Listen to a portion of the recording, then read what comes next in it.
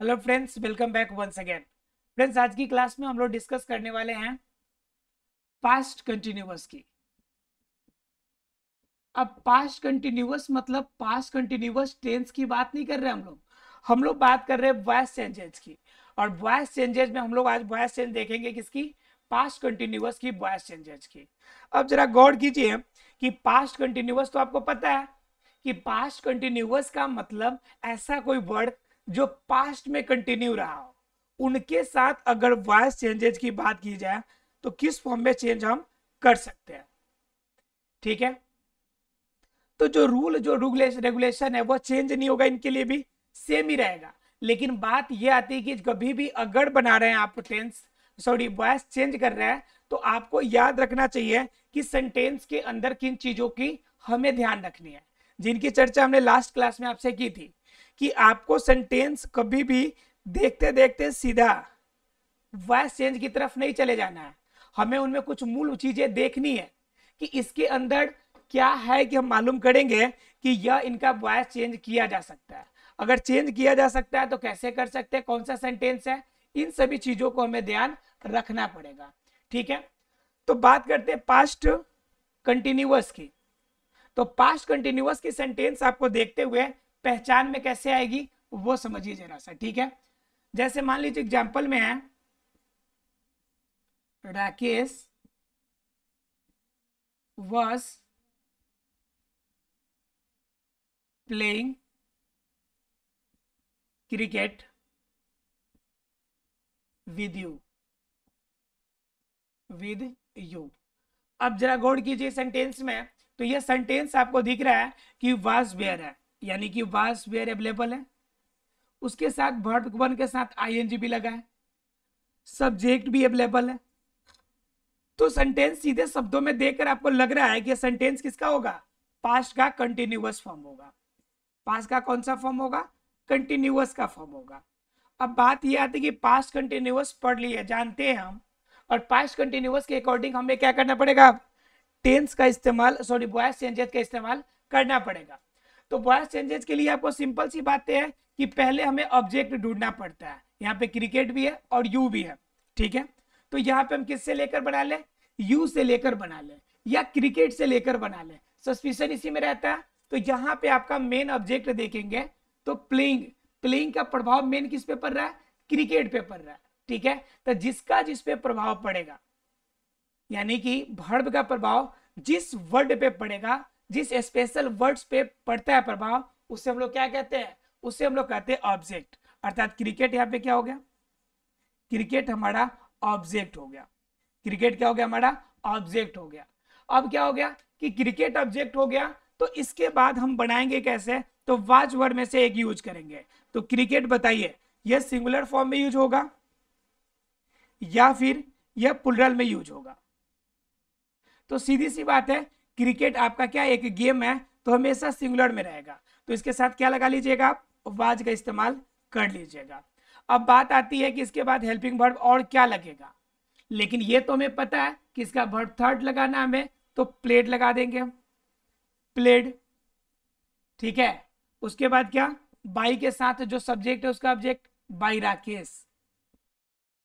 ठीक है, और लास्ट में विद यू जो है आपका अदर वर्ड, उससे हम जोड़ देंगे। ठीक है, इसमें जो खाली स्थान हमने छोड़ा है, इसमें हम लोग को भरना क्या है? तो हमने भर दिया बीइंग। क्या भर दिया? बीइंग भर दिया। तो आप सोच रहे होंगे कि भाई बीइंग हमने क्यों भर दिया, तो फिर इसका रूल क्या होगा, स्ट्रक्चर क्या होगा? क्योंकि पास्ट कंटिन्यूअस की वॉइस चेंज करने की कुछ ना कुछ तो स्ट्रक्चर रहा होगा। तो बात करते हैं जरा सा इसकी स्ट्रक्चर्स की। तो स्ट्रक्चर की अगर बात कीजिएगा तो पहले सब्जेक्ट, सब्जेक्ट कहां से लाएंगे आप? तो जो पहले ऑब्जेक्ट दिया होगा एक्टिव वॉइस की, उसकी ऑब्जेक्ट को हम क्या किस में कन्वर्ट कर देंगे? सब्जेक्ट में। उसके बाद क्या इस्तेमाल करना है आपको? वाज या वर्ड, इन दोनों में से एक। इसके साथ क्या इस्तेमाल करना है आपको?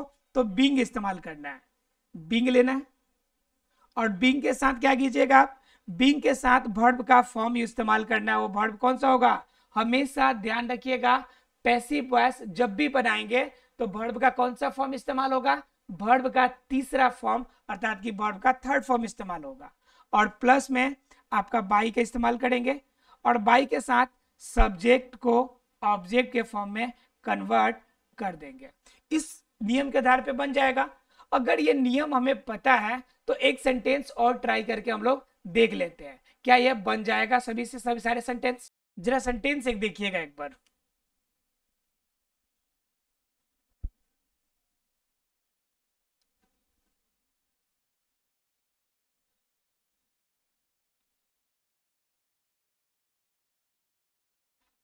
और इस सेंटेंस को जरा एक बार बनाने की कोशिश कीजिएगा। दे वर डूइंग नथिंग। जरा सेंटेंस को देखिए और सेंटेंस को बनाने की कोशिश कीजिए। दे वर डूइंग नथिंग, वो कुछ भी नहीं कर रहा भाई, वो तो कुछ भी कर ही नहीं रहा है, बिल्कुल भी नहीं कर रहा था, मतलब बिल्कुल शांति से बैठा था, कुछ भी नहीं कर रहा था। सेंटेंस को बनाना है, ठीक है। तो सेंटेंस को कैसे बनाइएगा, अब ढूंढिएगा इसमें ऑब्जेक्ट। तो ऑब्जेक्ट के जगह पे तो यहाँ पे नथिंग है, तो हम नथिंग को सब्जेक्ट बना लेते हैं, नथिंग। अब बात एक और क्वेश्चन उठती है कि नथिंग के साथ तो वाज लगाइएगा या वर्ड लगाइएगा। नथिंग वाज होगा या नथिंग वर्ड होगा। तो नथिंग मतलब कुछ भी नहीं। अब कुछ भी नहीं क्या है, वाज है कि वर्ड है।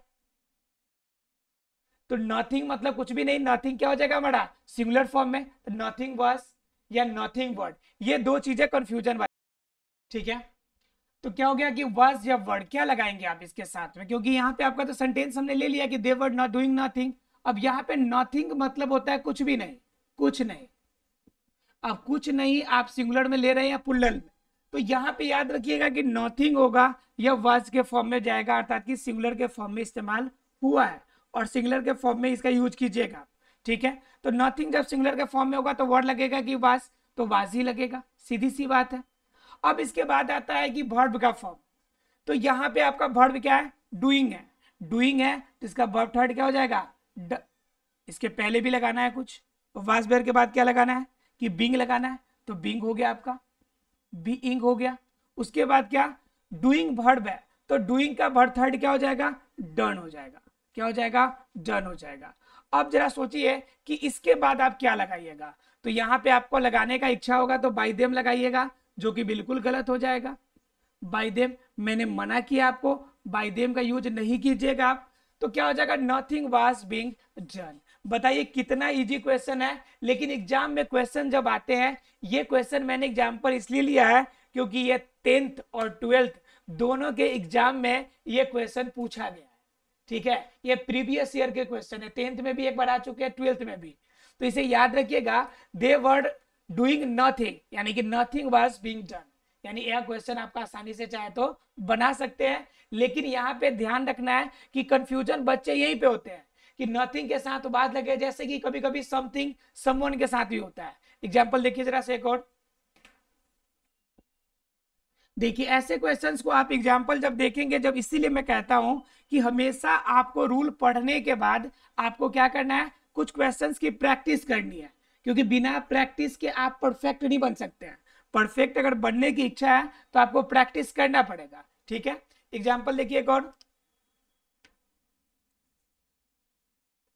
someone was stolen